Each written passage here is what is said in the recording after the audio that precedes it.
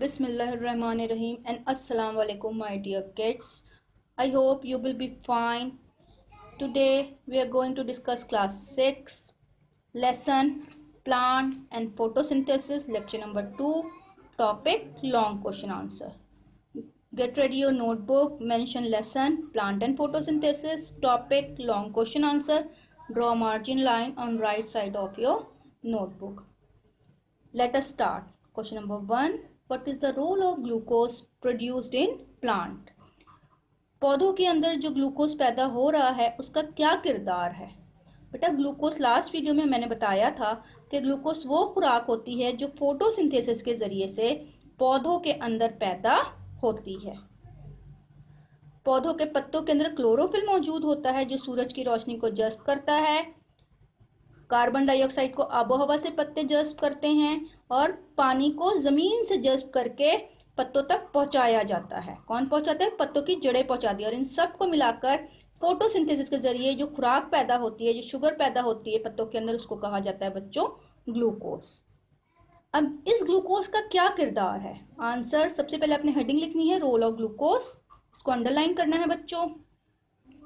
Some of it will be used immediately to produce energy. Glucose का कुछ हिस्सा फौरी तौर पर पौधों को ताकत देने में इस्तेमाल हो जाता है। ग्लूकोज का कुछ हिस्सा फौरी तौर पर पौधों को ताकत देने में इस्तेमाल हो जाता है। Number 2, some glucose is change into cellulose. Glucose का कुछ हिस्सा सेलुलोज में तब्दील होकर न्यू सेल वॉल बनाता है पौधों में। इसके साथ साथ ये पौधों को आउटर कोट भी प्रोवाइड करता है और पौधों को सपोर्ट करने में भी मदद करता है। Number 3, some glucose will be change into starch और ऑयल। ग्लूकोज का कुछ हिस्सा पौधों में स्टार्च और ऑयल के फॉर्म में चेंज हो जाता है। Number 4, some is joined up with the minerals from soil. Soil से जल्द हुए मिनरल्स के साथ ग्लूकोज का कुछ हिस्सा जुड़ जाता है, जैसे नाइट्रोजन के साथ ग्लूकोज का कुछ हिस्सा जोड़कर प्रोटीन को पौधों के अंदर प्रोड्यूस करता है। Question number 2, where do minerals come from. Minerals कहाँ से आते हैं? Some minerals come from rock dissolved in rain water. कुछ मिनरल्स पत्थरों से पैदा होते हैं, वो पत्थर जो कि बारिश के पानी में पूरी तरह से डिसॉल्व हो चुके हैं। Other come from faeces and urine of animal. जबकि कुछ mineral faeces and urine of animal से हासिल किए जाते हैं और साथ साथ एनिमल्स की डेड बॉडी से भी कुछ मिनरल्स की फॉर्मेशन होती है। Farmers add artificial fertiliser to soil. किसान फसलों को लगाने के बाद फसलों के ऊपर आर्टिफिशियल फर्टिलाइजर का स्प्रे करते हैं जिसके अंदर वो तमाम मिनरल शामिल होते हैं जिसकी ज़रूरत फसलों की पैदावार अच्छी करने के लिए होती है।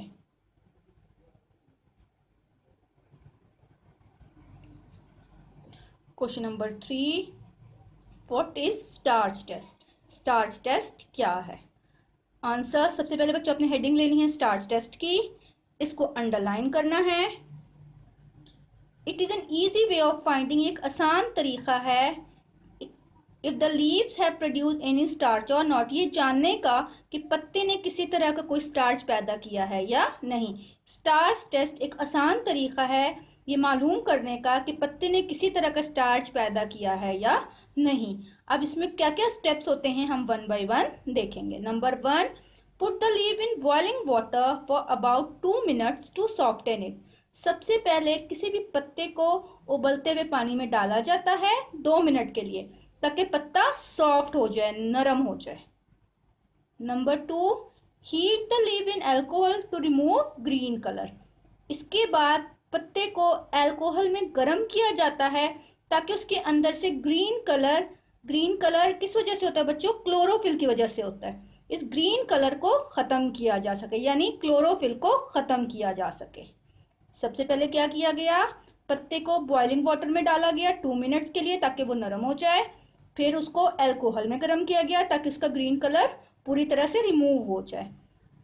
Number 3, soften the leaf in boiling water then add iodine to it. इसके बाद फिर बेटा उस लीफ को दोबारा से बॉइलिंग वाटर में डाला जाता है और उसमें आयोडीन को ऐड किया जाता है। If leaf contain starch, it turns blue black when iodine is added to it.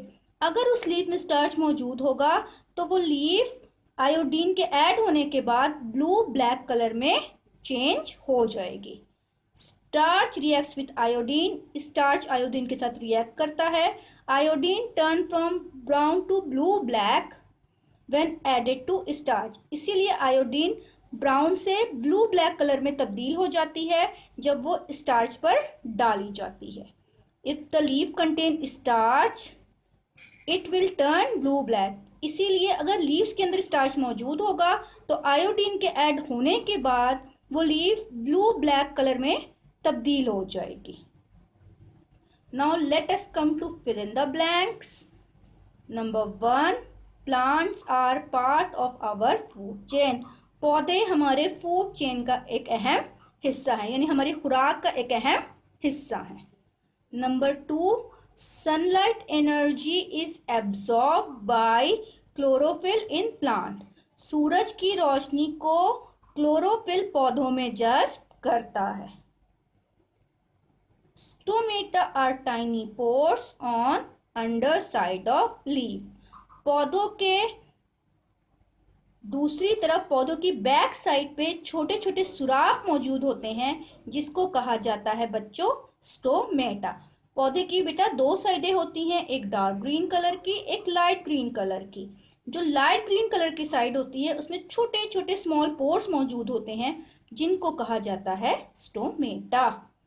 Iodine turn from brown to black in starch test.